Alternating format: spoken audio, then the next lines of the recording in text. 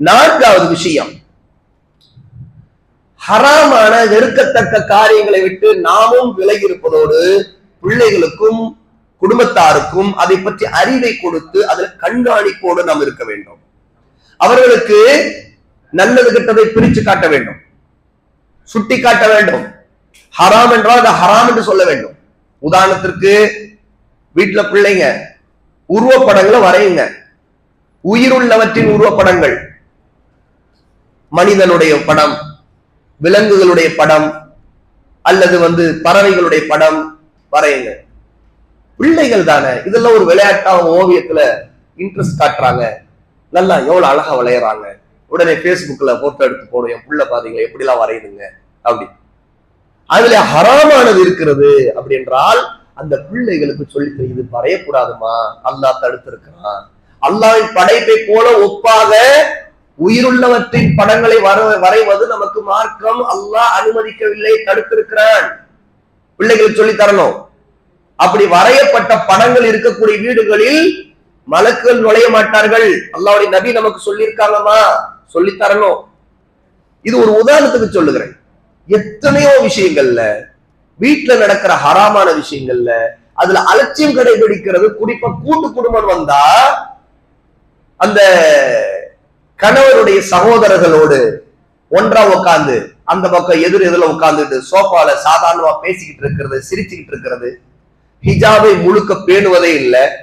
அப்படியே பேணினால் கூட அது ஒரு பேரளவுக்கு ஹிஜாபா இருக்கிறதும், அந்த கணவருடைய சகோதரன்ட்ட பேசுறதுல, சிரிக்கிறதுல, ஜோக் அடிக்கிறதுல பெண்கள் நடந்து கொள்றதும், அல்லது ஆண்கள் தன் சகோதரனுடைய மனைவியிடம் அந்த மாதிரி நடந்துக்கிறதும் இன்னைக்கு கூட்டு குடும்பத்தில் சர்வசாதாரணமா இருக்கு. இதுல குறிப்பா தாய் தந்தையாக பொறுப்பாளர்களாக இருக்கிறவங்க இந்த மாதிரியான ஹராமான செயல்பாடுகள் தன்னுடைய வீட்டில் நடக்கும் போது அதை தடுக்கிறதும் இல்ல. இன்னொரு பக்கம் சாலியான ஒருத்தர் அங்க இருக்கக்கூடியவர் இது தப்பு,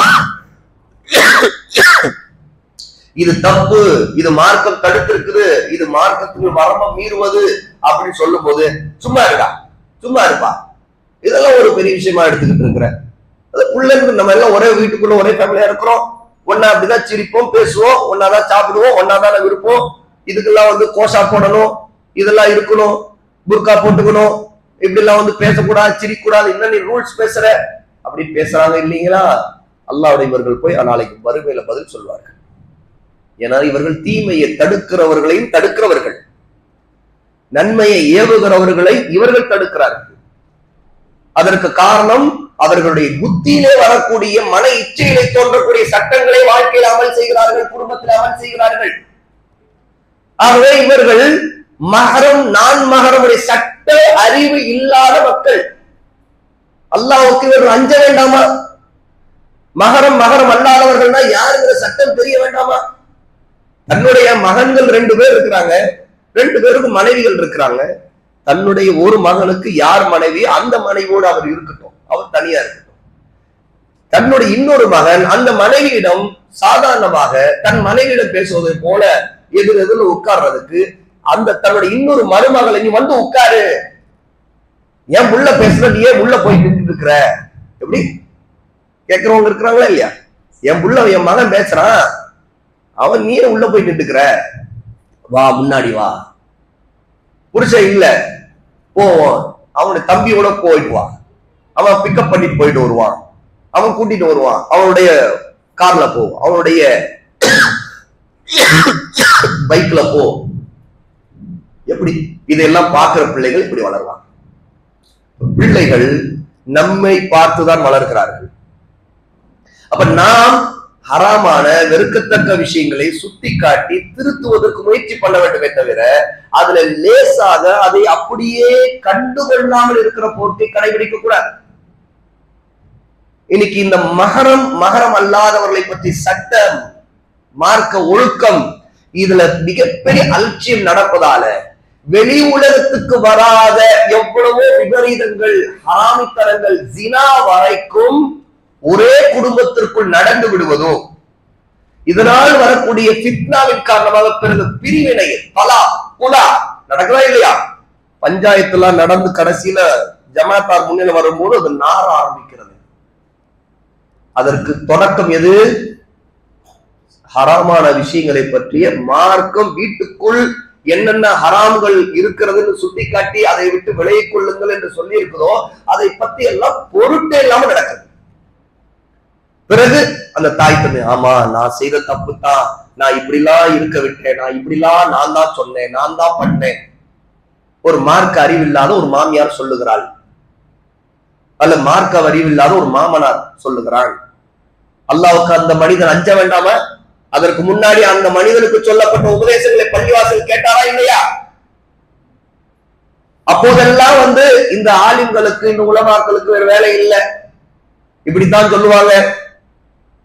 எப்படி ஒரு குடும்பத்துக்குள்ள எல்லாம் ஒன்னாதான் இருக்கணும், அப்படித்தான் இருந்தாகணும். உடனே என்னமோ அது ஹராம் அது இதுன்னு பேசுறாங்க. அப்படிலாம் பேசியவங்க பிறகு ஃபித்னா வந்த பிறகு தலையில வச்சுக்கிட்டாங்க கை.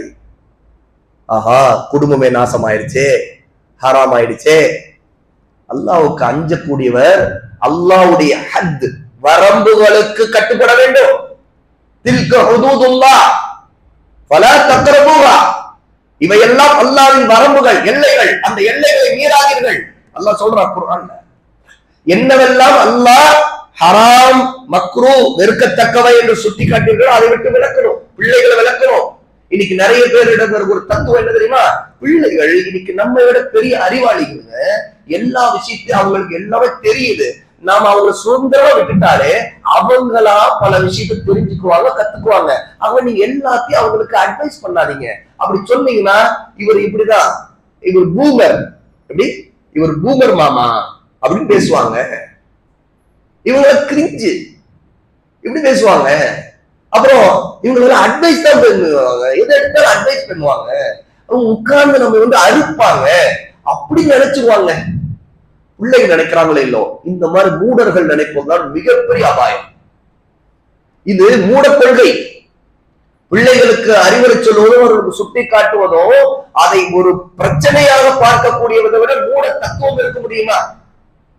இது வழிகட்ட சிந்தனை.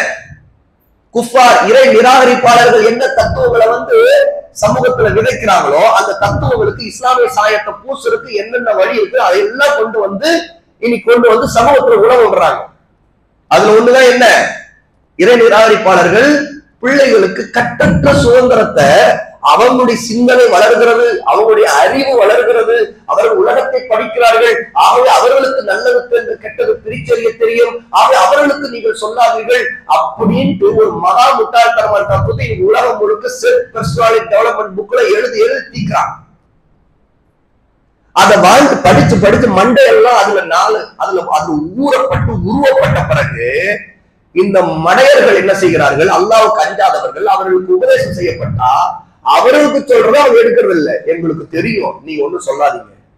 எப்படி? எங்களுக்கு தெரியும். சரி, பிள்ளைகளுக்கு சொன்னா பிள்ளைகளுக்கு எல்லாம் தெரியுங்க. உங்களுக்கு தெரியாதெல்லாம் அவங்களுக்கு தெரியும். உங்க போனை நீங்க எப்படி யூஸ் பண்ணுவீங்கன்னு தெரியாது. அவங்கள்ட்ட கேளுங்க, இதுக்குள்ள போகணும், இப்படி பண்ணணும், இதை கிளிக் பண்ணணும், அதெல்லாம் சொல்லுவாங்க. எப்படி இருக்குது பிள்ளைகள்? ஆமா, நீங்க ஒரு ஆப் என்ன ஆப்னு இதுக்கு என்ன, இதுக்கு ஒரு ஆப் கரெக்டா போடுவாங்க. அதெல்லாம் உங்களுக்கு சொர்க்கத்துக்கு கொண்டு போயிருமா? உபதேசம் என்பது கட்டாயமானது. ஆகவேதான் ரசூல் ஸல்லல்லாஹு அலைஹி வஸல்லம் ஹராமான வெறுக்கத்தக்க காரியங்களை பார்க்கும்போது சிறு பிள்ளைகள் பெரியவர்கள் என்று வித்தியாசம் பார்க்கல. ஹசன் ரலியல்லாஹு அன்ஹு சின்ன பையனா இருக்கிறாங்க. ஜகாத் சதகாவுடைய ஒரு பேரிச்சம்பழம் அது கீழே விழுந்திருக்கிறது. அதை எடுத்து வாயில போட்டாங்க. ரசூலுல்லாஹ் அதை பார்த்த உடனேயே தன்னுடைய விரலை கொண்டு வாய்க்குள்ளே, ஹசனுடைய வாய்க்குள்ளே விட்டு அதை வெளியே எடுத்து விட்டு என்ன கேட்டால் தெரியுமா? இதை நாம் சாப்பிடக்கூடாது, உனக்கு தெரியாதா நாம் சதக்காவுடைய உணவுகளை உட்கொள்ள மாட்டோம், உனக்கு தெரியாதா என்று கேட்டாங்க. ஒரு சின்ன பையனா இருக்கிற ஹசன் ரலியல்லாஹு அன்ஹு ரசூலுல்லாஹ் கேட்கிறாங்க. முதல்ல அதை எடுத்து வெளியே போட்டு துப்பு அப்படிங்கிறாங்க.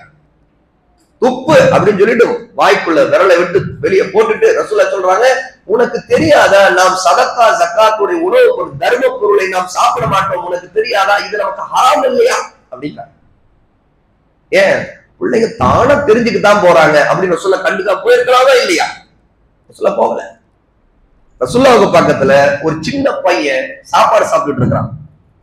அவனுடைய கை தட்டுல எல்லா பக்கமும் சுழலுது, கைய போட்டு உழப்புறான், அங்க இங்க எல்லா பக்கம் கை போகுது. ரசூலுல்லாஹ் என்ன தெரியுமா சொன்னாங்க? யா குலாம், சிறுவனே, சம்மில்லா, அல்லாஹ்வின் பெயரை சொல்லி சாப்பிடு. வக்குல் பியமீனிக், உன்னுடைய வலது கையை கொண்டு சாப்பிடு. வக்குல் மிம்மா யலீக், உன் தட்டுல உனக்கு பக்கத்தில் இருப்பதை சாப்பிடு. முதல்ல உன் பக்கத்துல இருந்து எடு, அந்த பக்கம் இருக்கிறதுல போய் கை வைக்காத, முதல்ல உன் பக்கத்தில் இருக்கிறதுல இருந்து எடுத்து சாப்பிடு. ஏன் ரசூலுல்லாஹ் சொன்னாங்க? அத தர்பியா. இன்னைக்கு இதெல்லாம் சொல்லாம வளர்த்தா, இது மட்டும் இல்ல, இது உதாரணத்துக்காக சொல்லப்படுறது, எல்லா விஷயத்திலும் ஹராம் ஹலாலை பிரித்து காட்டக்கூடிய அறிவோடு ஒரு தாயும் தந்தையும் இருக்க வேண்டும். பிள்ளைகளுக்கு சுட்டி காட்ட வேண்டும். அது தவறல்ல, நீங்கள் சீர்திருத்துகிறீர்கள். அது மனைவியிடம் ஒரு கணவன் சுட்டி காட்ட வேண்டும். மனைவி, என் பொண்டாட்டி எனக்கு பிடிச்சிருக்குது, அவ செய்தா நான் கண்டுக்க மாட்டேன், அவ கையில மொபைல வச்சுக்கிட்டு மணி கணக்குல ரீல்ஸ் சாட்ஸ் நோண்டு நோண்டு தள்ளு தள்ளு தள்ளிக்கிட்டு நேரத்தை வீணடிக்கிறா, கண்டுக்காம இருக்க முடியுமா? வேணாமா? நேரத்தை அல்லாஹ் அமானத்தா கொடுத்திருக்கிறான். நீ எவ்வளவு நேரத்தை வீணடி, அல்லாஹ்வோட நாளைக்கு பதில் சொல்லணும். நீ என்னென்ன பார்த்தையோ அந்த பார்த்ததை பற்றி அல்லாஹ்வோட பதில் சொல்லணும். நீ என்னென்ன இதுல காதால கேட்டியோ அந்த கேட்டதுல ஹராமான விஷயத்துக்கு அல்லாஹ்வோட பதில் சொல்லணும். வெட்டியா வீணா ஒரு காலத்துல பெண்கள் பக்கத்து வீட்டுக்காரங்களோட உட்கார்ந்து திண்ணையில உட்கார்ந்து அரட்டை அடிச்சாங்கன்னா இருக்குதுல வரலாறு. அந்த வரலாறு இன்னைக்கு எப்படி போயிடுச்சுன்னா, மொபைல்ல உட்கார்ந்து அரட்டை அடிக்கிறாங்க. ரீல்ஸ் ஷார்ட்ஸ் பேர்ல யார் யார் ஆடுறாங்களோ பாடுறாங்களோ குதிக்கிறாங்களோ டைவ் அடிக்கிறாங்களோ, யார் யார் எதுக்கு சிரிக்கிறாங்க எதுக்கு அழுகுறாங்க என்ன ரீசனு, எல்லா ஹராமித்தனமான விஷயங்கள் அத்தனை குப்பையா கொண்டு வந்து போட்டு கையில கொடுக்கறான். அதை பார்க்கறதுல நேரம் வீணடிக்கிறார்கள். அப்படின்னா புருஷன் அமைதியா இருக்கலாமா?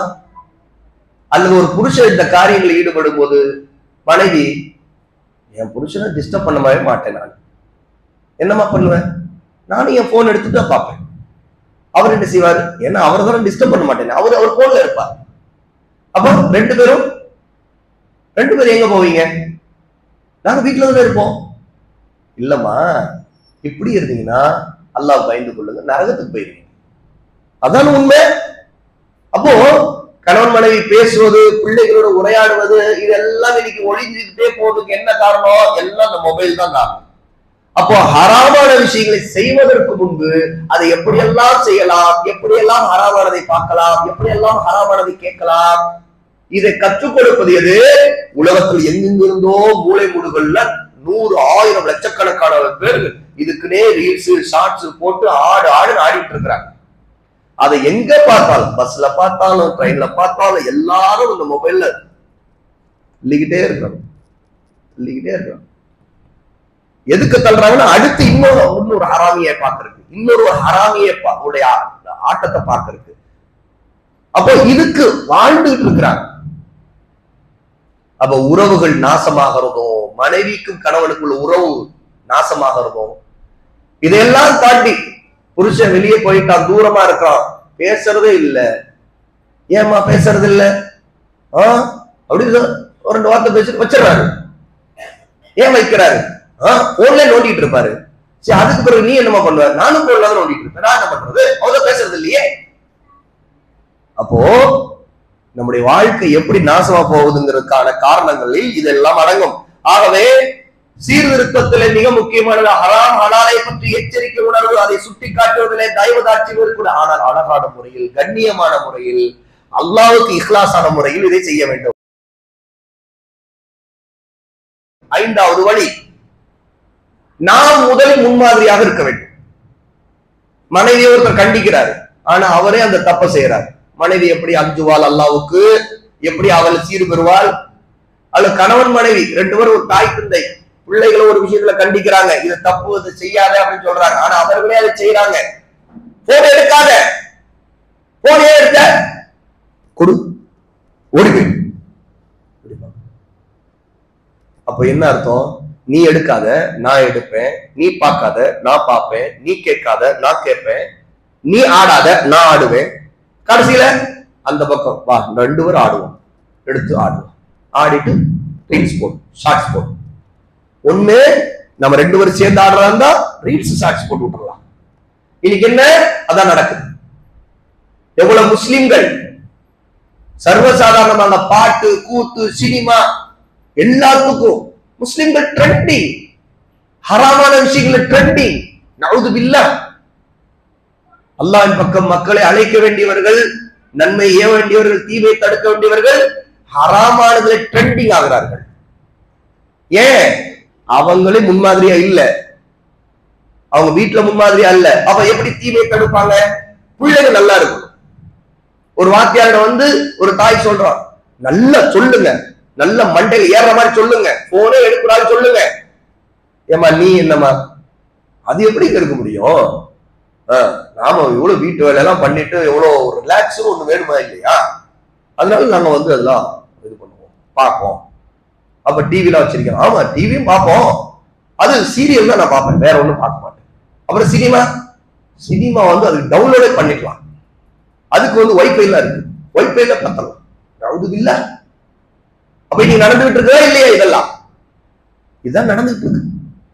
அதுக்குதான் புருஷன் ஏங்க நானு உங்களுக்கு பிடிச்ச மாதிரி ஒண்ணு செய்வேன், எனக்கு பிடிச்ச மாதிரி ஒண்ணு வாங்கி தரேன், எனக்கு தான் தெரியும் நீ என்ன சொல்ற அப்படின்னு. எங்க சொல்லுங்க. இந்த ஐபோன் 16 வந்திருக்குது. நவுது இல்ல. ஹராமி தனமான இயக்கங்கள், ஹராமித்தனமான நோக்கங்கள். அப்போ சேர்க்கையே எப்படி இருக்குன்னு கேட்டா ஹராமித்தனங்களுக்கு உதவுகிற சேர்க்கை, அல்லாஹ்வுக்கு மாறு செய்வதற்கு உதவுகிற சேர்க்கை. அல்லாஹ் சொல்றான், வத்தஆவனு அலல் பிர்ரி வத்தக்வா வலா தஆவனு அலல் இஸ்மி வல் உத்வான் வத்தகுல்லாஹ் இன்னல்லாஹ ஷதீதுல் இகாப். நீங்கள் நன்மையிலும் இறையச்சத்திலும் ஒருவருக்கொருவர் உதவி கொள்ளுங்கள், பாவத்திலும் வரம்பு மீறலும் ஒருவருக்கொருவர் உதவி கொள்ளாதீர்கள், அல்லாஹ்வுக்கு பயந்து நடங்கள், நிச்சயமாக தண்டிப்பதில் அல்லாஹ் கடுமையானவன் என்று அல்லாஹ் சொல்றான். அப்ப புருஷன் பஞ்சாதினா பொண்டாட்டிக்கு பாவத்துல உதவுறது நிச்சயமா தண்டனைக்குரிய அந்த குற்றம் அந்த கணவனுக்கு இருக்கு, அவனும் தண்டனைக்குரியவனாவான். ஏனென்றால் இவன் உதவுகிறான் அந்த பெண்ணுக்கு, அல்லது தன் மகளுக்கு இவன் உதவுகிறான். தந்தை என்ற மகளுக்கு ஹராமித்தனங்கள் உதவுறது, அவள் வரம்புவதற்கும் அவள் பாவத்தில் விடுவதற்கும் உதவுவது. தாய் என்றால் மகனுக்கு உதவுவது. என்ன இருந்தாலும் தன் தாய்க்கு மகன் ரொம்ப ரொம்ப பாசம், தந்தை என்றால் மகன் ரொம்ப பாசம். அப்போ ஒரு சைத்தானுக்கு தெரியுது யார் மூலமும் மடக்குனா அவங்க தலையாட்டிடுவாங்க. அப்போ அம்மாக்காரிட்ட போய் மகன் சொல்றான், அத்தாட்ட நான் பேச முடியாது, நீ பேசு, எனக்கு ஓகே பண்ணி கொடு அப்படிங்கிறான். இவ மகள் என்ன செய்யறா, அம்மாட்ட நான் பேச முடியாது, நீங்க பேசுங்கத்தான், நீங்க சொன்னா அம்மா வேற வழியில தலையாட்டுவோம். ஏன்னா அம்மா அத்தா சொன்னா கேட்டுக்குவார், அவர் என்ன செய்வாரு, அம்மா சொன்னா தலையாட்டிடுவார். இது வந்து மகளுக்கு தெரியும். அப்ப 2 பேரும் நன்மையில தலையாட்டிக்கிட்டா பிரச்சனை இல்லை. நல்ல நோக்கத்துக்காக அல்லாஹ்வுக்கு கீழ்ப்படி விதமா, மார்க்கத்துக்கு முரண் இல்லாம, பாவத்திற்கு உதவுவதாக இல்லாமல் ஒருவருக்கு ஷஃபாத் செய்யலாமா? மாஷா அல்லாஹ் செய்யலாமே, நல்ல விஷயத்துக்கு செய்யலாமே, தப்பு இல்லையே. அப்ப ஹராமான விஷயத்துக்கு ஷஃபாத் செய்வது ஒரு கணவன் செய்யக்கூடாது, ஒரு தந்தை செய்யக்கூடாது, ஒரு தாய் செய்யக்கூடாது பிள்ளைகளுக்காக. அப்ப பல நேரங்களில் பிள்ளைகளுக்கு செல்லம் கொடுக்கிற பேர்ல பிள்ளைகளுக்கு சைத்தானிய திட்டம் உருவாகுது. யாரை எப்படி எந்த ரூட்ல போனா மடக்கி நம்ம காரியம் சாதிக்க முடியும். அப்ப அதுல தெளிவாக இருக்கிறவர்கள் பிள்ளைகள் சில சமயங்கள், அதே மாதிரி பெரியவர்களும் அப்படித்தான். அப்போ ஹராமான விஷயத்துல முதலில் நாம் முன்மாதிரியா இருக்க வேண்டும் என்றால் நாம் அல்லாஹ்வுக்கு கீழ்ப்படிய வேண்டும். ஆகவே அல்லாஹ் சொல்கிறான், யா அய்யுஹல்லதீன ஆமனு கூ அன்ஃபுஸக்கும், உங்களை காப்பாற்றிக் கொள்ளுங்கள், அப்புறம் அஹ்லீக்கும் நாரா, உங்கள் குடும்பத்தையும் காப்பாற்றுங்கள் நரக நெருப்பை விட்டு. இன்னும் அல்லாஹ் சொல்றான், யா அய்யுஹல்லதீன ஆமனு லிம தகூலூன மா லா தஃஅலூன், அல்லாஹ்வை நம்பிக்கை கொண்டவர்களே, நீங்கள் செய்யாத ஒன்றை ஏன் சொல்கிறீர்கள்? நீங்கள் செய்யறதில்லை, ஏன் மற்றவங்க சொல்லிட்டு இருக்கிறீங்க? அப்படின்னா என்ன அர்த்தம்? நீங்க சொல்றது இல்லை, நீங்க சொல்றது நீங்க செய்யறது இல்ல, அதனால சொல்லாதீங்கிற கருத்து 2வது. ஆனா இங்க விஷயம் என்னன்னு கேட்டா, கண்டிப்பது எதை நோக்கி இருக்குன்னு கேட்டா, நீங்க முதல்ல செய்யுங்கிறதா அந்த கருத்து. அப்போ செய்யறது நாம செய்யாம பிள்ளைகளுக்கு மட்டும் சொல்றேன், அல்லது நான் என் பொண்டாட்டிக்கு சொல்றேன், அல்லது என் கணவனுக்கு நான் சொல்றேன், ஆனா பொண்டாட்டியே செய்யறது இல்லை, அல்லது புருஷன் செய்யறது இல்லை, அல்லது பிள்ளைகள் செய்ய சொல்றது ஆனா தாய் தந்தை செய்யறது இல்லை.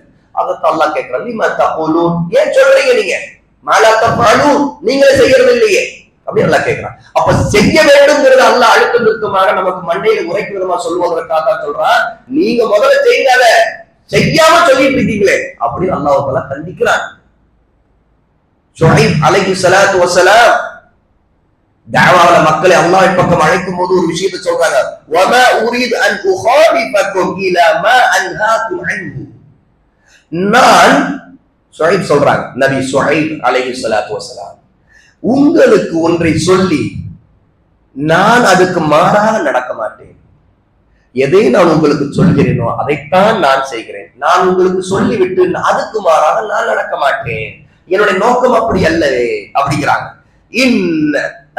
இன் உரீது இல்லல் இஸ்லாஹ் மஸ்ததஅது. என்னால் முடிந்த வரைக்கும் நான் சீர்திருத்தம் செய்யவே நாடுகிறேன். வமா தௌஃபீகி இல்லா பில்லாஹ். அல்லாஹ்வுடைய பாக்கியத்தை கொண்டே தவிர இது எனக்கு கிடைக்காது. அலைஹி தவக்கல்து வ இலைஹி உனீப். நான் அல்லாஹ்வின் பக்கமே தவக்குல் வைத்து சார்ந்திருக்கிறேன், அவன் பக்கமே நான் திரும்புகிறேன் அப்படிங்கிற. அப்ப நபிமார்கள் அவங்க ஒண்ணு சொல்லிட்டு அவங்க அதுக்கு தலைகளா நடக்கல, அவங்க மாறு செய்யல. அப்போ நாம முன்மாதிரியா இல்லாம நாம செய்யறதெல்லாம் தலைகளா பண்ணிக்கிட்டு பிள்ளைகளுக்கும் அல்ல நம்முடைய குடும்பத்தாருக்கும் நம்முடைய தாய் தந்தைக்கும் சொல்றது ஒண்ணு வேறா இருக்குது அப்படின்னா அவங்க அதுதான் பார்த்து பிள்ளைகள் பழகினாங்கன்னா என்ன ஆகும்? பிள்ளைகள் முதல் விஷயம் என்ன தெரியுமா? ஓ, சொல்றது ஒண்ணு செய்யறது ஒண்ணா இருந்தா அது ஒண்ணும் தப்பு இல்லை, நம்முடைய அப்பா அம்மாவே இப்படித்தான் இருக்கிறாங்க அப்படின்னு நினைப்பாங்க. அப்ப இரட்டை நிலை, டபுள் ஸ்டாண்ட், இரட்டை வாழ்க்கை, சொல்றதுக்கு மாற வாழ்றது தப்பு இல்லை, அதெல்லாம் நயவஞ்சகம் இல்லைன்னு விளக்குவாங்க. உண்மையிலே அப்படி இருக்குது நயவஞ்சக போக்கு. சொல்றது ஒண்ணு, வாழ்றது ஒண்ணு, இது நயவஞ்ச போக்கு. அப்ப நயவஞ்ச போக்குல தப்பு இல்லை அப்படின்னு அவங்க நினைச்சுக்குவாங்க. அது மட்டும் இல்ல, அவங்க ஒரு தந்தை பொய் சொல்லாதுன்னு சொல்லிட்டு அவரே பொய் சொல்றத பார்த்தாருன்னா என்ன செய்வாங்க? இதெல்லாம் ஒரு நார்மலான யதார்த்தமான விஷயங்கள், சமூகத்துல இப்படிலாம் இருந்துதான் ஆகும். அப்போ சொல்றதுதான் செய்யணும்னு ஒரு அவசியம் இல்லை. நாம வளர்ந்த வாழ்க்கை இப்படித்தானே அப்படிங்கிற மனநிலை யாருக்கு வரும்? பிள்ளைகளுக்கு உருவாகும்.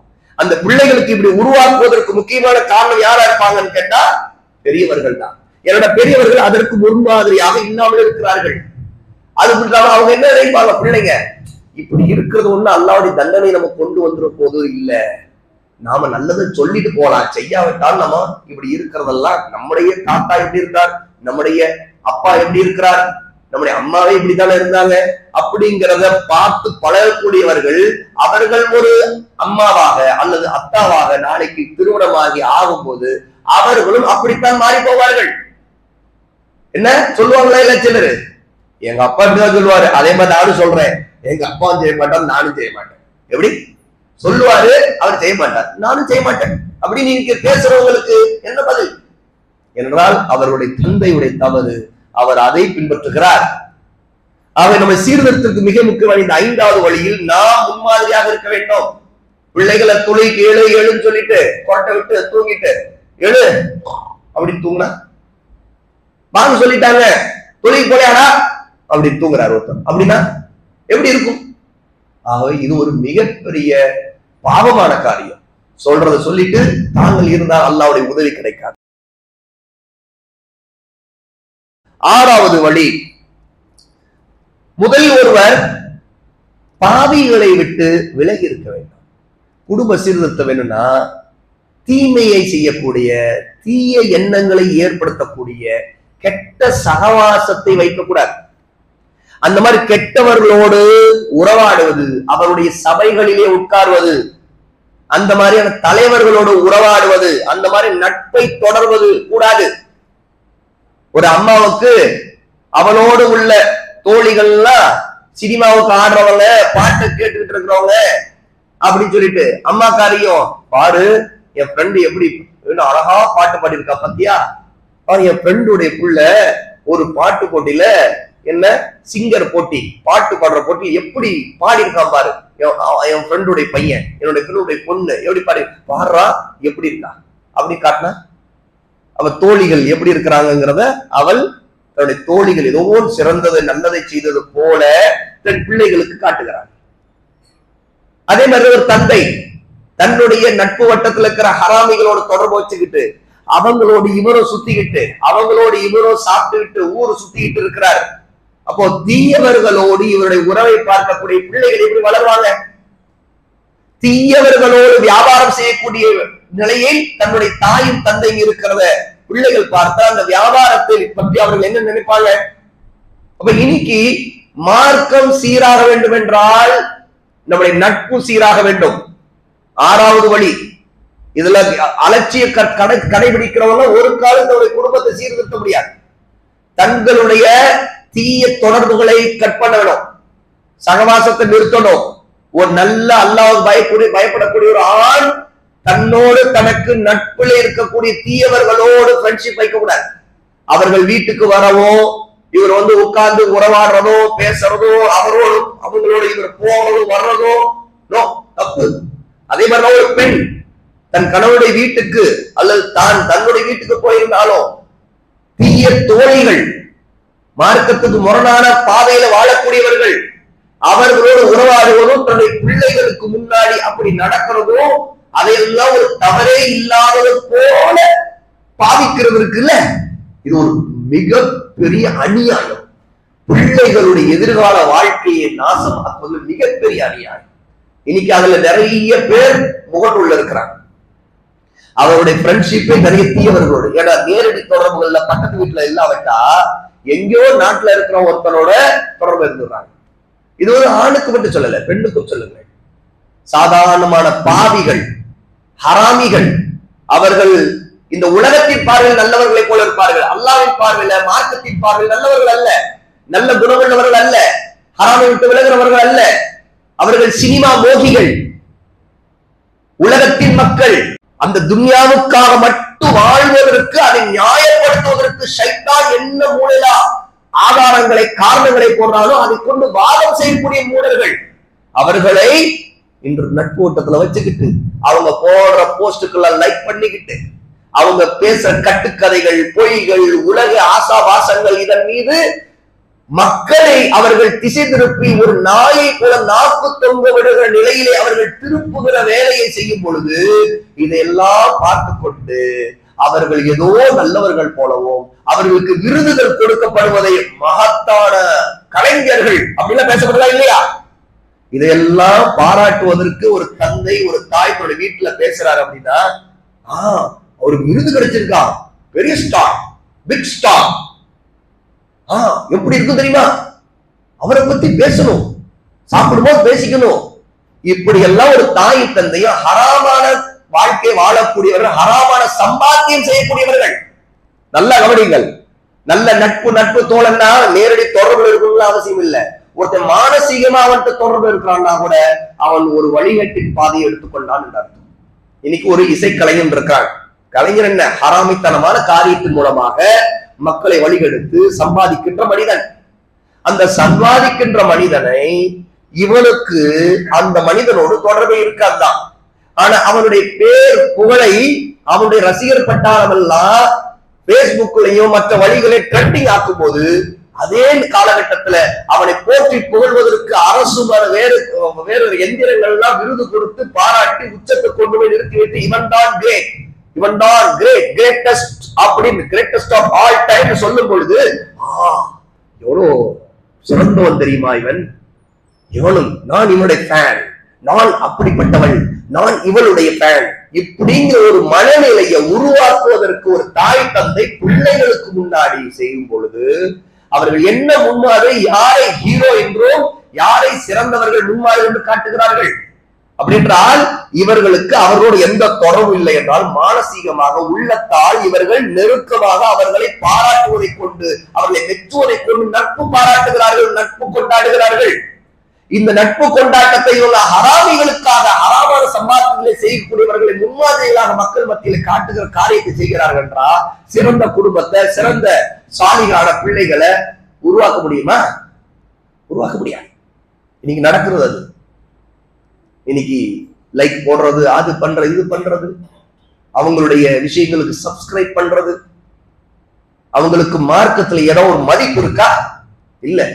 ஆனால் இவர், நான் மார்க்கம் உள்ளவன், ஆனால் நான் இந்த இசையின் ரசிகன், இந்த இசை பாடுகிறவனின் ரசகன், இந்த பாடகனின் ரசகன். அவன் இறந்து விட்டான் என்றால், ஆஹா, வாழ்க்கையில் எனக்கு ஒரு பெரிய காலம் அழிந்து விட்டதே, அந்த நினைவோடையே, அவருடைய பாட்டுகளின் நினைவையிலேயே நான் வாழ்ந்து விடுவேன். அவருடைய பாட்டை கேட்கும் போதுதான் நான் சின்ன பையன்ல என்னுடைய கிராமத்துல ஓடுனது ஞாபகம் வரும். எழுதுகிறார் அப்படின்னா பிள்ளை என்ன பார்ப்பான்?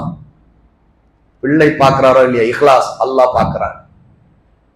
அப்ப கெட்ட சகவாசம் என்பது ஒரு மனிதனுக்கு அல்லாஹ்வின் தூதர் எச்சரிக்கை செய்தது. அல் ஹலீல் அலா தீனி ஹலீலிஹி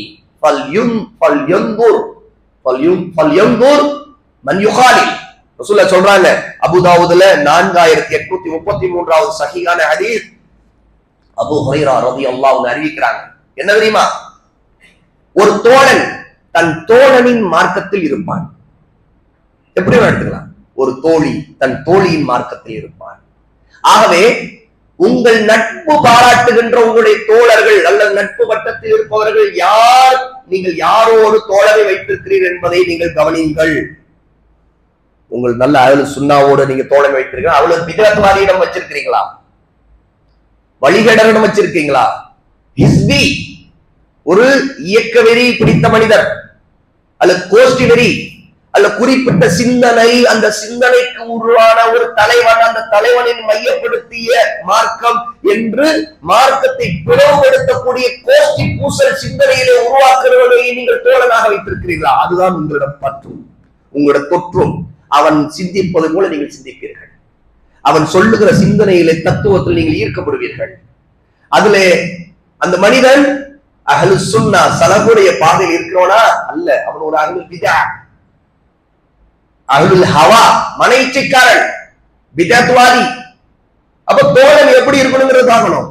அவன் ரசூல் ஸல்லல்லாஹு அலைஹி வஸல்லம் சொன்னாங்க, ஆகவே ஒரு முஃமினுடன் தவிர வேறு யாரிடம் உனக்கு தோழமை இருக்க வேண்டாம், நெருக்கம், மனப்பூர்வமான உறவு இருக்க வேண்டாம். ஆகவேதான் உங்களுடைய உணவை இறையுச்சம் உள்ளவர் தவிர யாரும் உண்ண வேண்டாம் அப்படிங்கிறார். ஆக ஒரு முஃமின் நல்லவர்களோடு, சாலிஹான மக்களோடு, அஹ்லு சுன்னாவோடு பழக வேண்டும். அவர் தன்னுடைய குடும்பத்திலும் தன்னுடைய மனைவிக்கும் அஹ்லு சுன்னாவாக இருக்கக்கூடிய நல்ல பெண்களோடு பழகுவதற்கு அவர்களுக்கு சொல்ல வேண்டும். ஹராமிகளோடு பழகுவதற்கு அனுமதிக்க கூடாது. பிள்ளைகளையும் அவர்களுடைய பழக்கங்கள் யாரோடு, அவருடைய நட்பு யாரோடு, அந்த பிள்ளைகள் எப்படிப்பட்டவர்கள் என்பதை பற்றி சக்திக்குட்பட்ட வரைக்கும் விசாரித்துக் கொள்ள வேண்டும். அவர்களுக்கு நல்ல தோழமைய, நட்பு வட்டத்தை, ஃப்ரெண்ட்ஷிப்பை உருவாக்குவதற்கு முயற்சி செய்ய வேண்டும். இது மிக முக்கியமானது. இதுல மிக மிக முக்கியமானது என்ன தெரியுமா? முதலில் தன்னுடைய பிள்ளைகளுக்கு அவர்கள் ஒரு தாயும் தந்தையும் நல்ல தோழர்களாக இருக்க வேண்டும். அவர்களோடு சேர்ந்து இருப்பது, அவர்களோடு வெளியே போகுவது, அவர்களை அழைத்துக் கொண்டு போவது, அவர்களோடு மார்க்க விஷயங்களை பகிர்ந்து கொள்வது, நல்ல விஷயங்கள் அவர்களோடு பேசுவது, அதற்காக நேரம் ஒதுக்குவது. ஒரு தாயும் தந்தையும் இரண்டு பேருமே அதில் பங்களிக்கணும். தாய் மட்டுமல்ல, தந்தையும் பங்களிக்கணும். தன்னால் முடிந்த வரைக்கும் நேரத்தை கொடுக்க வேண்டும். தன்னுடைய பிள்ளைகளோடு பயணம் செய்ய வேண்டும். அவர்களுக்கு இபாதத்துகளுக்கு அழைத்து போக வேண்டும், பள்ளிவாசலுக்கு அழைத்து வர வேண்டும், பயான்களை கேட்பதற்கு பழக்க வேண்டும். இன்னும் தன்னால் முடிஞ்ச வரைக்கும் தன்னுடைய மனைவி, பிள்ளைகள், அல்லது ஒரு மனைவி தன் கணவர், பிள்ளைகள், இவர்களோடு நேரம் செலவழிப்பதுல மார்க்கம் ஆகுவாக்கிய நல்ல வழிகளை எல்லாம் பயன்படுத்தி நல்ல தோழமையில சந்தோஷத்தை அடைவதற்கான வழிகளை இப்படி உருவாக்கணும். இதையெல்லாம் விட்டுட்டு கெட்ட நண்பர்கள் அல்ல கெட்ட தோழிகளோடு, மார்க்கத்துக்கு முரணானவர்களோடு, பிதஅத்வாதிகளோடு, அல்ல குறிப்பிட்ட ஏதேனும் இயக்க சிந்தனை பேரான வழிகளான சிந்தனையை பரப்பக்கூடியவர்களோடு, அது எந்த வடிவத்தில் இருந்தாலும் சரி, அல்லது அவருடைய சபைகளிலே உட்கார்வதை கொண்டு தோழமையை ஏற்படுத்தக்கூடாது. அவர்கள் அல்லாஹ்வுக்கு அஞ்சக்கூடியவர்கள் அல்ல, அவர்களை விட்டு விலக வேண்டும். அவர்தான் சலஃப் பிதஅத்வாதிகளுடைய மஜ்லிஸ்களை, அவர்களோடு பழகுவதை தூரமாக இருந்தார்கள். ஏன்னா அவர்களிடம் இருக்கக்கூடிய நோய், அவர்களின் சிந்தனை, அவருடைய நோக்கம் அதற்கேற்றவாறு நம்மிடம் அது தொற்றிவிடும். பிறகு நாமளும் அதை போலவே அவர்களைப் போலவே இருக்க ஆரம்பிப்போம். அந்த குணம் நம்மிடம் வர ஆரம்பிச்சு, அவருடைய பேச்சு, அவருடைய சிந்தனை, அதுதான் நம்மிடம் வெளிப்பட ஆரம்பிக்கும். அவர்தான் ரசூல் ஸல்லல்லாஹு அலைஹி வஸல்லம் மார்க்கம் உள்ள ஒருவரை நீங்கள் பழக்க வேண்டும் என்றால் அந்த கருத்தை சொல்லும் போதுதான் ஒருவர் தன்னுடைய தோழரின் மார்க்கத்தில் இருக்கின்றார் அப்படிங்கிறார். ஆகவே உங்களுடைய தோழமை யாரோடு இருக்கிறது என்பதில் நீங்க கவனமாக இருங்கள். ஏழாவது வழி நம்முடைய சீர்திருத்தத்துக்கு மிக முக்கியமானது. நம்முடைய மனைவி, பிள்ளைகள், ஏன் நாம் அஹ்லுஸ் சுன்னா வல் ஜமாஅங்கிற சரியான சலஃபு ஸாலிஹுடைய கொள்கையிலே மார்க்கத்தை கற்றுக் கொடுக்கக்கூடிய கல்வி நிறுவனங்களோடு தொடர்போடு இருந்து, மசாஜிதுகள், அல்லாஹ்வுடைய மஸ்ஜிதுகள், அதிலே தொடர்போடு இருந்து அந்த வட்டத்திற்குள்ளே இருக்க வேண்டும். இல்லைன்றால் என்ன ஆகும்? வழிகேடான சிந்தனைகள், வழிகேடான கொள்கைகள், இதையெல்லாம் மக்களுக்கு சொல்லித்தரக்கூடிய விஷயங்களோடு தொடர்புல இருந்தால் வழிகேடான போக்குதான் உருவாகும். ஆக விதத்வாதிகளுடைய மஜ்லிஸ்ல உட்கார்வது, அவர்களுடைய கல்வி நிறுவனங்களில் மார்க்கத்தை படிப்பதற்கு நம்முடைய பிள்ளைகளை அனுப்புவது ஒரு மிகப்பெரிய அபாயம். குறிப்பாக சூஃபிகளுடைய கொள்கைகள் அல்லது இன்னைக்கு தௌஹீதின் பெயரால் சஹீஹான ஹதீஸை நிராகரிக்கக்கூடியவர்கள் இருக்கிறார்களே, அவர்களுடைய கொள்கைகள் அல்லது ஆட்சியாளருக்கு எதிரான கிளர்ச்சியை மார்க்கத்தின் அடிப்படையை போல உருவாக்கி அதன் மூலமாக மார்க்கம் தடுத்த விஷயங்களை எல்லாம் அதன் மூலமாக மார்க்கத்தின் பெயரால் அவர்கள் ஒரு தேவாவை ஆட்சியாளருக்கு எதிரான கிளர்ச்சியின் மீதால் அல்லது அந்த கிளர்ச்சி வெளிப்படையான ஆயுத கிளர்ச்சியாக இல்லாவிட்டாலும் நாளை கொண்ட கிளர்ச்சியை மக்கள் மத்தியில் உசுபேற்றுவதன் மூலம் சமூகத்திலே மிகப்பெரிய பதற்றத்தையும் பிரச்சனையை கொண்டு வரக்கூடிய வழிகேடர்கள், அவர்களுடைய சிந்தனை போக்கில் இருக்கக்கூடியவர்களுடைய மஜ்லிஸ்கள் அல்லது அவருடைய கல்வி நிறுவனங்களை படிப்பது, அவர்களுடைய மஜ்லிஸ்ல உட்கார்வதற்கு நம்முடைய குடும்பத்தாருக்கு அனுமதி தரக்கூடாது. இல்லைன்னா பிள்ளைகள் அந்த அரசியல் சித்தாந்தங்கிற பெயர்ல என்னெல்லாம் அரசியல்ங்கிறதுல இஸ்லாம் சொல்லுவதாக சொல்லப்படுகிற வழிகேடான அடிப்படை இல்லாத எந்த ஒரு தெளிவான சிந்தனை இல்லாத போக்கிலே சலஃபுடைய பாதைக்கும் சஹாபா போன பாதைக்கும் முரணான ஒரு பாதை எடுத்துக்கொண்டு போவார்கள், நாசமடைவார்கள். அல்லாஹ் பாதுகாக்க வேண்டும். இன்னைக்கு நிறைய ஹிலாபத்தின் பெயரால் உருவாகி பல இயக்கங்கள் வேலை செய்யுது. அல்லது ஹிலாபத்தை வெளிப்படையா சொல்லாவிட்டாலோ இந்த சிந்தனையில் மட்டுமே மக்களை திருகிவிடக்கூடிய வேலையை செய்யக்கூடியவர்கள் இயக்கங்களாக, அமைப்புகளாக அல்லது அமைப்புகள் பேரில் இல்லாவிட்டாலும் பொதுவாக சமூகத்தை இலக்கியத்தின் பெயரால் வேலை செய்கிறவர்கள் அல்லது சினிமாவின் பெயரால் அந்த வேலையை செய்கிறவர்கள், இப்படிங்கிற அந்த நஞ்சை பரப்புவதற்கு, பரப்புரை செய்வதற்கு பல முகமூடிகளை போட்டுக்கொண்டு வேலை செய்கிறவர்கள். இந்த வேலை செய்யக்கூடியவர்களோடு அவருடைய புத்தகங்களை வாசிப்பது, அவருடைய அமர்வுகளில் உட்காருவது, அவர்கள் ஏற்படுத்தக்கூடிய ஹல்காக்கள், அதை ரகசியமாக கூட்டக்கூடிய கூட்டங்கள் அல்லது அவர்கள் ஜூமிலோ அல்லது வேறு வழிகளில் உருவாக்கக்கூடிய அமைப்பு சார்ந்த திரள் கூட்டங்கள், இதுல சேர்வது எல்லாமே சிந்தனைகளே வழிகளான சிந்தனைகளை ஊட்டுவதற்கான வழிகளை திறந்து விடக்கூடிய பாதைகள். அதுல நம்முடைய பிள்ளைகள், நம்முடைய மனைவி மக்களை ஈடுபடுத்தி விடக்கூடாது. நாமும் நம்மை பாதுகாத்துக் கொள்ள வேண்டும். இல்லை என்றால் சீர்திருத்தம் பெறாது. அவர்கள் ஏதேனும் ஒரு தளத்தை பிடித்துக் கொண்டு இயங்குவார்கள். அந்த தளம் அது எங்கே போய் முடியும் என்பது அவரிடம் கொஞ்சம் தீவிர விசாரணை செய்தால் தெரியும். இது எங்க, நீ என்ன கடைசியா என்ன செய்ய போறீங்க சொல்லுங்க அப்படின்னு கேட்கணும். இதன் மூலமா நீங்க என்ன செய்யணும்னு நினைக்கிறீங்க, என்ன நடக்கணும்னு நினைக்கிறீங்க அப்படின்னு கேட்கணும். ஏனென்றால் அஹ்லு சுன்னா இந்த பாதை எடுக்க மாட்டார்கள். அஹ்லு சுன்னா அறிஞர்கள் இந்த மாதிரியான பாதை எடுக்க மாட்டார்கள். ஆகவே வழிகட்ட இந்த கோஷ்டிகளை உருவாக்கக்கூடிய மார்க்கத்தின் பெயரால் மக்களை பிளவுபடுத்தக்கூடியவர்கள் விலக வேண்டும். அவருடைய அமர்வுகளிலே, அவருடைய கல்வி நிறுவனங்களிலே பிள்ளைகளை சேர்ப்பது, படிக்க வைப்பது அபாயமானவை. இதிலே கவனமாக இருக்க வேண்டும். எட்டாவது விஷயம், இன்றைய நவீன ஊடகங்கள், பேஸ்புக், இன்ஸ்டாகிராம் அல்லது ட்விட்டர், வாட்ஸ்அப், என்னென்ன ஊடகங்கள் இருக்குதோ, சேட்டலைட் சேனல்கள் இருக்கிறதோ, இதுல வரக்கூடிய தீமைகளிலிருந்து பிள்ளைகளை, குடும்பத்தை பாதுகாக்க வேண்டும். இல்லை என்றால் என்ன ஆகும்? அந்த தீமைகள் மூலமாக சினிமா அல்லது என்னென்ன பெயர்களிலே இன்னைக்கு என்னென்ன வடிவங்களில் எல்லாம் தீமைகளை பரப்புரை செய்வதற்கு என்னென்ன தொழில்நுட்பங்களை எதற்கு பயன்படுத்தி கொண்டிருக்கிறார்களோ இறை நிராகரிப்பாளர்கள், அதிலே நம்முடைய சமூகமும் வீழ்த்தப்படுவதற்கு, நம்முடைய குடும்பமும் நாசமாகுவதற்கு நாமே ஒரு காரணமாக ஆகிறோம். எவ்வளவு அறிவுஜீவிகள் சொல்லக்கூடிய மிகப்பெரிய புத்திமதி, இன்னைக்கு ஒரு இறை நிராகரிப்பாளரா இருக்கிற அறிவுஜீவி கூட இந்த உலகத்தின் நடப்பை பார்த்துவிட்டு சொல்லுகிறது என்ன தெரியுமா?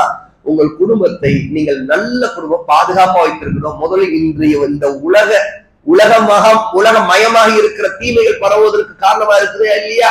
இந்த ஊடகங்களை எல்லாம் விட்டு உங்க குடும்பத்தை நீங்க பத்திரமா வச்சுட்டா உங்க குடும்பம் நிம்மதியா இருக்கும் அப்படிங்கிற. ஒண்ணும் இல்ல, கொரோனா காலகட்டத்துல ஊர் முடக்கம், நாடு முடக்கம், எல்லாம் முடக்கம். ஆனா எல்லாம் திறந்து விடப்பட்டது இதுலதான்.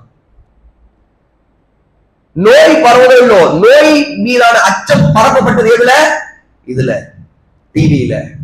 எல்லாரும் வீட்டுலதான் இருக்கிறாங்க, ஆனா அச்சம் பரவுது. எப்படி பரவுச்சு? அதுல நிம்மதி இழந்து, அதுல பெரியவர்கள் எத்தனையோ பேர் அந்த அச்சத்துல மௌத்தா போனவங்க உண்டா இல்லையா? வயசானவங்க எப்ப நமக்கு மௌத்து வரும் தெரியாது, அப்படி நினைச்ச மௌத்தா போனவங்க இருக்கிறாங்க. அப்போ உளவியல் ரீதியான மிகப்பெரிய நெருக்கடியும் தாக்குதலையும் இன்றைய உலகம் எல்லாரும் மீதும் வீழ்த்துவது, அது வெறுமனே நமக்கு கவலை தரக்கூடிய தாக்குதலாத்தான் இருக்கணும்னு அவசியம் இல்லை.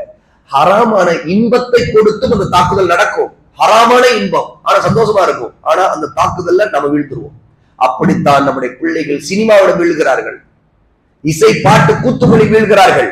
அதை ஹலாலாக்குவதற்கு சில வழிகட்ட கொள்கை சிந்தனை உள்ளவங்க கொடுக்கிற பத்வாக்கள் வீழ்கிறாங்க. மியூசிக்ல ஹராம் இல்லைங்க, அது என்னங்க, அது சாஃப்ட் மியூசிக்ல கேட்கலாங்க, ஹார்டா தான் கேட்கக்கூடாது, ஆபாசமான பாட்டுகள் தான் கேட்கக்கூடாது அப்படின்ட்டு மிக மிக வழிகேடான தவறான பத்வாக்கள் கொடுத்த சிலருடைய தீய அறிஞர்கள் சிலருடைய வார்த்தைகளை நம்பி இன்னைக்கு பலர் மியூசிக்ல போய் அடுத்தடுத்த லெவலுக்கு, அடுத்து சூஃபி இசை, அப்புறம் கேரளா இசை, ஒவ்வொரு வடிவத்துல வரக்கூடிய எல்லா பாதக ஹராமான காரியங்களுக்கு இந்த சேட்டிலைட்ல இன்று ஏற்பட்டிருக்கிற புரட்சி இருக்குதா இல்லையா? இந்த புரட்சி ஒரு மிக முக்கியமான வழியாக இருக்குது. இதெல்லாம் உள்ள நுழையுது. அப்ப நம்முடைய பிள்ளைகளை பாதுகாக்கிறது மிக முக்கியமான ஒன்று பேரண்டல் கண்ட்ரோல். அவங்க கல்விக்காக மொபைலை பயன்படுத்த வேண்டிய ஒரு தேவை வருது. அப்ப பேரண்டல் கண்ட்ரோல், அவங்க நம்முடைய கம்ப்யூட்டரை பயன்படுத்த வேண்டிய தேவை வருது. அங்கு பேரண்டல் கண்ட்ரோல் இருக்கணும். இத சொன்ன உடனே நிறைய பேர் என்ன நினைப்பாங்கன்னா, ஆமாங்க நான் பேரண்டல் கண்ட்ரோல்ல ஆப்ஷன்ல எல்லாம் கிளிக் பண்ணி பத்திரமா கிளீனா வச்சிருக்கிறேன், அதனால எங்க பிள்ளைங்க யாரும் அந்த பக்கமே நெருங்க முடியாது. அப்படியாங்க? நீங்க நெருங்க முடியுமா? பேரண்டல் கண்ட்ரோல்னா பிள்ளைகளுக்கு தான் நினைச்சிருக்காங்க. ஆனா உங்களுக்கு தான் அவங்க பார்க்க கூடாதுன்றது உங்களுக்கு தான். அவ பேரண்ட் முதல்ல கண்ட்ரோல்ல இருக்கணும். பேரண்ட் எல்லாம் பார்ப்பாரு, பிள்ளைகளுக்கு கொடுக்கும்போது மட்டும் எல்லாம் ஆன் பண்ணி போ அப்படின்னா என்ன அர்த்தம்? நான் ஹராமா பார்ப்பேன், நீ தான் பார்க்க கூடாது. ஏன்னா நீ இன்னும் 18 வயசு ஆகல. எப்படி இருக்குது இன்னைக்கு? ஹராமை எப்படி ஷைத்தான் இந்த உலகத்துல உருவாக்கி வைக்கிறான்னா அதுக்கு பெர்மிஷன் கொடுத்து 18 வயசு வச்சிருக்காங்க. 18 வயசுல ஹராமெல்லாம் செய்யும். ஹராமானது பார், ஹராமானது கேள், ஹராமான படங்கள் பார், ஆபாசமான படங்கள் பார். ஆனா இவர் அப்பன், இவர் அவங்களுக்கெல்லாம் அப்பன். ஆக இவர் என்ன செய்கிறார்? இவர் ஹராமானதை பார்க்கிறார். இவருக்கு ஒரு பேரண்ட், இவருக்கு கண்ட்ரோல் இவருக்கு தேவை இல்லையா? இவர் ஆன் பண்ணதை ஆஃப் பண்ணதை ஆன் பண்ணிக்குவார், ஆன் பண்ணதை ஆஃப் பண்ணிக்குவார். அல்லாஹ் பார்க்கறதா இல்லையா? அப்போ சீர்திருத்தத்தில் மிக முக்கியமானது இன்றைய இந்த தொழில்நுட்பத்தில் வந்திருக்கிற மிகப்பெரிய ஃபித்னாக்களை விட்டு நம்மையும் பாதுகாக்க வேண்டும். பிள்ளைகளை காண்பதாவது மிக முக்கியமானது. ஈமானுடைய இஸ்லாமுடைய அடிப்படைகளிலே நம்முடைய பிள்ளைகளுக்கு அறிவு கொடுக்க வேண்டும். ஈமானுடைய அடிப்படைகள் அல்லாஹ் மீதான நம்பிக்கை, மலக்கள் மீதான நம்பிக்கை, வேதங்கள் மீதான நம்பிக்கை, தூதர்கள் மீதான நம்பிக்கை, வறுமை மீதான நம்பிக்கை, விதியின் நன்மை தீமை மீதான நம்பிக்கை. இந்த 6 ஈமானுடைய அடிப்படைகள், அர்கானுல் ஈமான், ஈமானுடைய தூண்கள். இதை பற்றி தெளிவான அகீதாவுடைய அறிவை கற்றுக் கொடுக்க வேண்டும். இஸ்லாமுடைய 5 தூண்கள் ஷஹாதா, தொழுகை, ஜகாத், நோன்பு, ஹஜ், 5 சட்டங்கள், அதனுடைய ஃபிக்ஹ், அதனுடைய புரிதல், வாழ்க்கையில் எப்படி அமல் செய்ய வேண்டும், இதான அடிப்படைகள். இந்த அடிப்படைகளை பற்றி தெளிவான அறிவை கொடுத்து, அவர்களுக்கு தௌஹீதுடைய அறிவை கொடுத்து, நபியின் சுன்னாவின் மீதான அறிவை கொடுத்து, நபி ஸல்லல்லாஹு அலைஹி வஸல்லம் சீராவை பற்றி அறிவை கற்றுத் தர வேண்டும். சீர்திருத்தம் வருவதற்கு மிக முக்கியமான வழி சஹாபா ரலியல்லாஹு அன்ஹும், தாபிஊன், தபவு தாபிஈன். அவர்கள் என்ன செய்வார்கள்? மகாசி, ரசூலுல்லாஹ்வுடைய போர்களை பற்றி சொல்வார்கள், ரசூலுல்லாஹ்வுடைய வரலாறை சொல்வார்கள், சஹாபாக்களுடைய வரலாறை தாபிஈன்கள் சொல்வார்கள். இப்படி சஹாபாக்களுடைய வரலாறு சஹாபாக்கள் சொல்வார்கள். இப்படி இறந்து விட்ட நல்லோர்களுடைய வரலாறுகளை படிக்க வேண்டும். அதுல முதலாவது நபிமார்கள் வரலாறு. என்ற இறந்து விட்ட நல்லோர்கள் ரசூலுல்லாஹ்வுக்கு முன்னாடி எத்தனை நபிமார்கள் போனார்களா இல்லையா? அந்த நபிமார்கள் ஆதம் அலைஹிஸ்ஸலாத்து வஸலாம்ல இருந்து ஒவ்வொரு நபியுடைய வரலாறையும் பிள்ளைகளுக்கு போதிக்கணும். கதை கதை கட்டுக்கதைகள். இன்னைக்கு என்ன சொல்றாங்க? கட்டுக்கதைகளை பிள்ளைகளுக்கு சொல். Bedtime stories. என்னங்க பெட் டைம் ஸ்டோரிஸ்? கதை தான். ஒரு காக்கா இருந்தது, ஒரு பாட்டி வடை சுட்டுக்கிட்டு இருந்தாங்க. அப்ப அந்த காக்கா மேல இருந்து பார்த்துக்கிட்டு இருந்துச்சு. அப்போ அந்த பாட்டி அப்படி திரும்பும் போது அந்த காக்கா அந்த வடையை கொத்திட்டு மேல போய் உட்கார்ந்துருச்சு. அப்புறம் ஒரு நரி வந்துச்சு. அந்த நரி அந்த காக்காவோட அந்த வடைய வாங்கறதுக்கு திட்டம் போட்டுச்சு. காக்கா காக்கா நீ அழகா இருக்கிற, அதனால ஒரு பாட்டு பாடன்னு கேட்டுச்சு. அப்போ அந்த காக்கா ரொம்ப யோசிச்சுட்டு அந்த காக்கா அந்த வடைய கால்ல வச்சு பத்திக்கிட்டு புடிச்சுக்கிட்டு கா கா கால் கத்துச்சு. அப்புறம் நரி ஓடி போச்சு, ஏமாந்து போச்சு. இது எவ்வளவு ஒரு மோசடியான கதை இது. ஒரு காக்கா திருடுது, திருடுற காக்கா புத்திசாலி காக்கா இந்த கதை சொல்லுது. ஏன்னா பாட்டி வடை சுட்டு இருந்த பிறகு பாட்டி இப்படி திரும்பும் போது காக்கா கொத்திட்டு போகுது. இது திருடுறது. அப்ப பிள்ளை என்ன நினைப்பான்? ஓ இப்படி எல்லாம் திருடலாம்னு நினைப்பான். அப்புறம் திருடனோட்ட இருந்து எப்படி பறிக்கலாம்னு ஒரு நரி திட்டம் போடுது. அவன் விவரமானவன் அப்படின்னு நினைக்குது. ஆனா அதுலயும் திருடவன் பெரிய கில்லாடி திருடன். அவன் ஆஹா நரி பெரிய கில்லாடிதான், அந்த கில்லாடி நான் கில்லாடி, அவன் இந்த என்னுடைய நான் கஷ்டப்பட்டு திரும்ப இந்த வடைய நான் இந்த நரி போடுற திட்டத்துல நான் ஏமாந்து விட்டுற மாட்டேன். அதனால கால்ல பிடிச்சுக்கிட்டு நான் காக்கா கான் கத்திட்டு துரத்திட்டேன். இந்த மாதிரி மோசடியான தந்திரமான, இதுக்கு பேரு பஞ்சதந்திர கதைகள் தான், தந்திர கதைகள். ஹராமான சிந்தனைகளை, ஹராமான தத்துவங்களை, படிப்பினைகளை சொல்லக்கூடிய கதைகளை எல்லாம் இன்னைக்கு பிள்ளைகளுக்கு சொல்லி கொடுத்தா அதுல இன்னைக்கு நிறைய கார்ட்டூன்ஸ் அது இதுன்னு வரக்கூடிய எல்லா ஹராமித்தனமான காட்சிகள், சொல்றதை விட காட்சியா காட்டுவது, கேம்ஸ் அதுல சொல்றது காட்டுவது, இதெல்லாம் காட்டுறது எவ்வளவு பெரிய வழிகடான சிந்தனைகளை அவர்கள் கூட்டும். இன்னைக்கு இதுதான் நடந்துருக்கு. இதெல்லாம் குஃபார் வழிமுறை, இறை நிராகரிப்பாளர்களின் வழிமுறை, அஹ்லு சுன்னா வழிமுறை இல்ல. நாம் என்ன செய்வோம்? நம்முடைய வரலாறை சொல்ல வேண்டும். நபிமார்களுடைய வரலாறு, நல்லோர்கள் வரலாறு அதுதான். அல்லாஹ்வின் அடியார்களில் மிகச்சிறந்தவர்கள் இந்த பூமியில அவர்கள் தான். அவருடைய வரலாறை சொல்ல வேண்டும். அவர்களுக்கு அடுத்து சஹாபா, அவர்களை விட சிறந்தவர்கள் வேறு யாரும் இல்லை. அடுத்து அவர்கள் வரலாறை சொல்ல வேண்டும். அதையெல்லாம் விட்டு இந்த மாதிரியான முட்டாள்தனமான ஹராமான சிந்தனையில தரக்கூடிய கதைகளை எல்லாம் சொல்லி பிள்ளைகளுடைய உள்ளங்களை அவர்களுடைய ரசனைக்காக சொல்லி அவர்களுடைய வாழ்க்கையை நாசமாக்க கூடாது. சிந்தனைகளில் அவர்கள் தவறான சிந்தனைகளுக்கு வழிகாட்டக்கூடாது. 10வது, அவர்களை பிள்ளைகளை, இது பிள்ளைகளுக்கும் பொதுவா எல்லாருக்கும், இரவில் முடிந்த வரைக்கும் சீக்கிரமாக தூங்குவதற்கு பழக்க வேண்டும். அதன் மூலமாக காலையிலே சீக்கிரம் விழிப்பதற்கு அவர்களை பழக்க வேண்டும். நைட்டு 12 மணிக்கு 1 மணிக்கு எப்பங்க தூங்கி? நாங்கெல்லாம் தூங்குறது எத்தனை மணிக்கு? 12 மணி ஆயிடுமா? அதெல்லாம் ஆகாதுங்க. எப்போ? 2 மணி ஆயிடும். நவுது பில்லா. எப்படிங்க சுபு கழுவீங்க? அது கஷ்டம்தான். அப்புறம் அதனால நாங்க தூங்கிடுவோம். நவுது பில்லா. அப்புறம் எழுந்தோம், தொழுவோம், அப்புறம் திரும்ப படுத்துவோம். பிள்ளைங்கள்லாம் அவங்களுதான், அவங்க எழுப்பவே மாட்டோமே. ஏன் அவங்களும் கூட முன்னாடி படுக்க மாட்டாங்களா? எங்களோட தான் பிள்ளைங்க இருப்பாங்க. நாங்க என்ன பார்த்துக்கிட்டு இருக்கோமோ அப்படித்தான் இருப்பாங்க. எப்படி? இனி குடும்பங்கள், முஸ்லிம் குடும்பங்கள், குறிப்பா நகர வாழ்க்கை வாழ்றவங்களுடைய நிலைமை என்ன? அவங்க அப்பதான் எல்லாம் ஆரம்பிப்பாங்க. சரி, சமைக்கிறதா எப்ப நடக்கும்? 12 மணிக்கு தான் கிச்சனுக்கே போவாங்க. பசி, ஏன்னா அதுக்கு முன்னாடி நாங்க வெளியில போய் எல்லாம் தின்னுட்டு வந்துருவோங்க. எப்படி? வெளியில போய் எல்லாம் தின்னுட்டு வந்துருவோம். வீட்டுல சாப்பிடுறதுங்கிறது 12 மணிக்கு சமைக்காது. பசி வந்து சாப்பிடும். அவர் எப்ப படுக்கிறது? ஏன்னா சாப்பிட்டோடனே படுக்கூடாது. எப்படி? சாப்பிட்டோடனே படுத்துடக்கூடாது இல்ல, உடம்பு என்ன கெட்டுரும். டாக்டர்ஸ் என்ன சொல்றாங்க? சாப்பிட்டதுல இருந்து மினிமம் ஒரு 3 மணி நேரம் விழிச்சிருக்கணும், அல்ல மினிமம் 2 மணி நேரம் விழிச்சிருக்கணுங்கிறாங்க. அதுல நாங்க 12 மணி சமைச்சு 1 மணிக்கு எல்லாம் முடிச்சு சாப்பிட்டு முடிச்சு 3 மணிக்கு படுப்போம். எப்படி? இன்னைக்கு எவ்வளவு பெரிய நாசமான வாழ்க்கை பாருங்க. இதுல சிலர் இருக்கிறாங்க இந்த மாதிரிலாம். சிலர் நாங்க அப்படிலாம் இல்லைங்க. எப்படிங்க? அந்த அளவுல நாங்க 11 மணிக்கு எல்லாரும் பெட்டுக்கு லைட் ஆஃப்.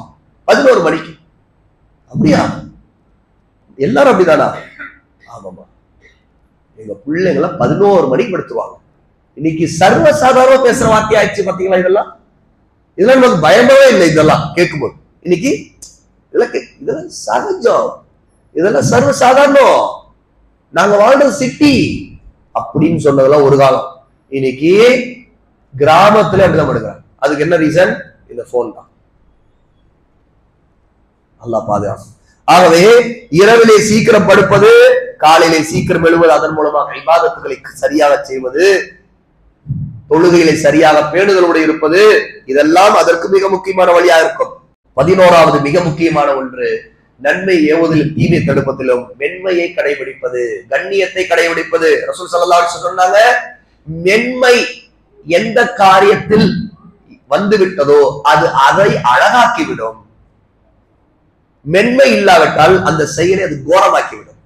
அவை வீட்டுல நன்மை ஏவது தீமையை தடுப்பதை செய்யக்கூடிய ஒரு நல்ல தந்தை அல்ல ஒரு கணவர் மென்மையான முறையில் அழகான முறையில் அதை செய்ய வேண்டும் என்பது மிக முக்கியமான ஒரு அறிவுரை. ஏனென்றால் அதுல இந்த மென்மையை கடைபிடிக்காவிட்டா நாம் பல நேரத்தில் நாம் நாடக்கூடிய ஒன்று அதை அடைய முடியாது. நாம் சீர்திருத்தத்தை விரும்புவோம், ஆனா நடக்காது. ஏனால் நாம் காட்டக்கூடிய கடுமை, ஆத்திரம், கோபம், அல்லது ஒருத்தரை தவறை சுட்டி காட்டும் போது காட்டக்கூடிய அதிலே அவர்களை திருத்துவதற்கு நேரடியாக அவர்களை கண்டிக்கக்கூடியதில் அவர்களை இழிவுபடுத்துவது, அவர்களை மட்டம் தட்டுவது, அவர்களை மற்றவர்கள் முன்பு கேவலப்படுத்துவது, இந்த காரியங்களை ஒரு காலம் சீர்திருத்தத்தை நாடக்கூடியவர்கள் செய்யக்கூடாது. மனைவியை பற்றி ரசூலுல்லாஹ் சொன்னாங்க, உங்கள் மனைவியை பிறர் முன்னிலையில் கண்டிக்காதீர்கள். குடும்பம் நல்லா சீர் பெறணும்னா அம்மாவை வச்சுக்கிட்டு மனைவி கண்டிக்க கூடாது, அத்தாவை வச்சுக்கிட்டு மனைவி கண்டிக்க கூடாது. கேட்டா உன் மாமனார் தானே, உன் மாமியார் தானே, நான் அவங்க முன்னாடி கண்டிச்சா உனக்கு எப்படி இதாகுது? இல்ல, அது அழகல்ல. ரசூலுல்லாஹ் தடுத்து இருக்கிறாங்க. கண்டிக்க கூடாது, தனியாக கண்டிக்கணும், தனியாக அறிவுரை சொல்லணும், தனியாக அவர்களுக்கு சொல்லணும், கண்ணியமான முறையில் அவர்களுக்கு சொல்லணும். அவர்களுடைய தவறே இருந்திருந்தாலும் மற்றவர்கள் முன்பு அவர்களுடைய கண்ணியத்தை, மானத்தை பாதுகாக்க வேண்டும். ஒரு கணவர் முட்டாள்தனமான காரியங்களில் இதை செய்யக்கூடாது. அதே மாதிரிதான் ஒரு தாய் தன் பிள்ளைகளை மற்றவர்களுக்கு முன்பு கண்டிக்கூடாது. அழகான முறையில் சில நேரத்தில் மற்றவர்கள் பாதிக்கப்படுறாங்கன்னா அவங்க முன்னாடி இந்த மாதிரி செய்துட்டீங்களா, தப்புமா இது, நீங்க அவங்கள்ட்ட மன்னிப்பு கேளுங்க, சாரி சொல்லுங்க அப்படி சொல்லணும். பிள்ளைகள்ட்ட என்ன சொல்லணும்? பையன் இன்னொரு பையனை அடிச்சுட்டான், தப்பு, இவன் பக்கம் தப்பு இருக்கு அப்படின்னா, நீங்க இது தப்பு செய்துட்டீங்க, நீங்க இதை செய்திருக்க கூடாது, நீங்க மன்னிப்பு கேட்கணும், உங்க ஃப்ரெண்டுகிட்ட அவர்கிட்ட மன்னிப்பு கேட்கணும். நாளைக்கு அல்லாவோட போயின்னா நீங்க பதில் சொல்லணும் அல்லாட்ட அப்படின்னு அழகான முறையில் சொல்லணும். அதை விட்டு பிள்ளைகளை கண்டிக்கிறேன் பேர்ல நான் நியாயம், நான் ரொம்ப யோக்கியமா இருக்கிறவன் அப்படிங்கிற பேர்ல நீதியை நிலைநாட்டுங்கிற மாதிரியான ஒரு எண்ணத்தை வெளிப்படுத்துவதை போல ஒரு துணியை உருவாக்குவதற்காக ஒருவர் இஹ்லாஸ் இல்லாம இழிவுபடுத்தும் விதமாக நடக்கக்கூடாது. ஒருவர் தவறு செய்தவர் கூனி கூறுவதற்கு காரணமாக கூடாது அந்த இடத்துல. இது மிக முக்கியமானது.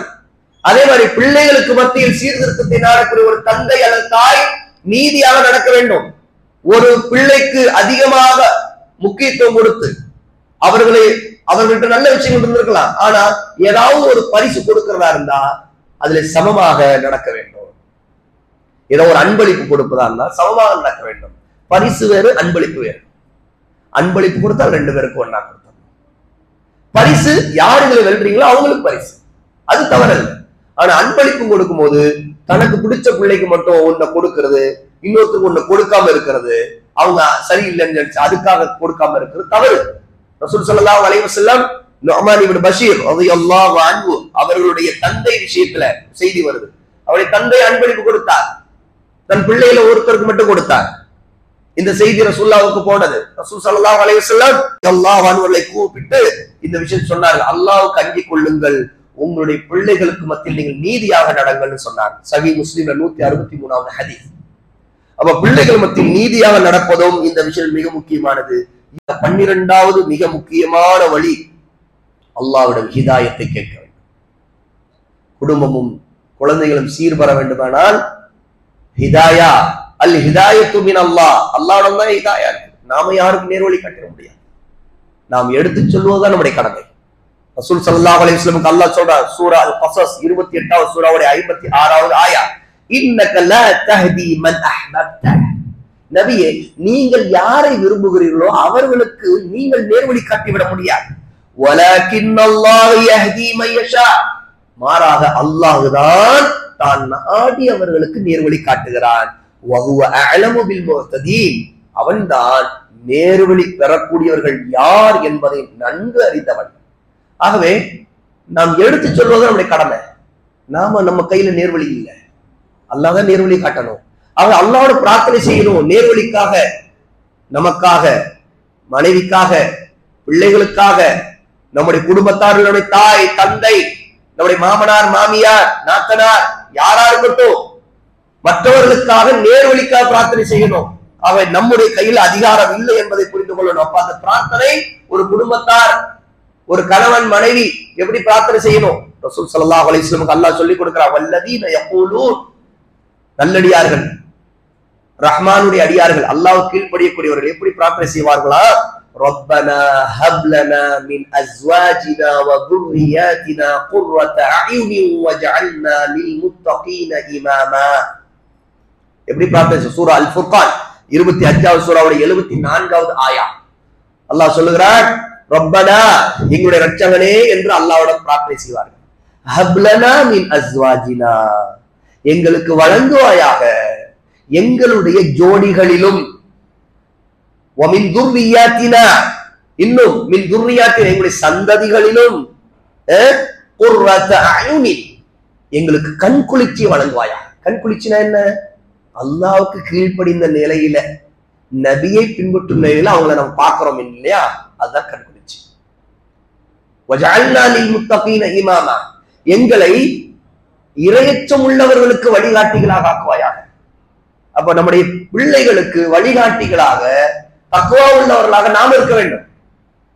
ஆகவே இந்த துஆவை ஒவ்வொரு தாயும் தந்தையும் அதிகம் கேட்கணும். ரப்பனா ஹப் லனா மின் அஸ்வாஜினா வ துர்ரியாத்தினா குர்ரத அயுனி வஜஅல்னா லில் முத்தகீன இமாமா என்று அதிகமாக துஆ செய். மாறாக பிள்ளைகளை சபிக்க கூடாது, தீய வார்த்தைகளை சொல்லி அவர்களை பேசக்கூடாது. ஏனென்றால் மலக்குகள் ஆமீன் சொல்லக்கூடிய நேரத்தில் அந்த சபித்தல், அந்த தீய வார்த்தைகளை சொல்லி அவர்கள் பேசுவது ஆமீன் சொல்லக்கூடிய நேரமாக ஆகிவிட்டது என்றால் அது அல்லாஹ்வால் ஏற்கப்பட்டு விடும். எங்க நீ தொலைஞ்சு போ, என் கண்ணு முன்னாடி தொலைஞ்சு போ அப்படின்னு சொல்றாங்களா இல்ல சில பெண்கள்? அந்த நேரத்துல உண்மையிலே அந்த நேரம் மலக்குகள் ஆமீன் சொல்லக்கூடிய நேரமா ஆயிடுச்சு அப்படின்னா உண்மையில புள்ள தொலைஞ்சு போயிடுவான், புள்ள தொலைஞ்சு போயிடுவான், கபூலாய். அதே மாதிரிதான் சில இடத்துல பிள்ளைகளை திட்டுறதுல எருமை எருமை அப்படி பேசுறாங்க. இந்த மாதிரி வார்த்தைகள்லாம் மிக மோசமான வார்த்தைகள்.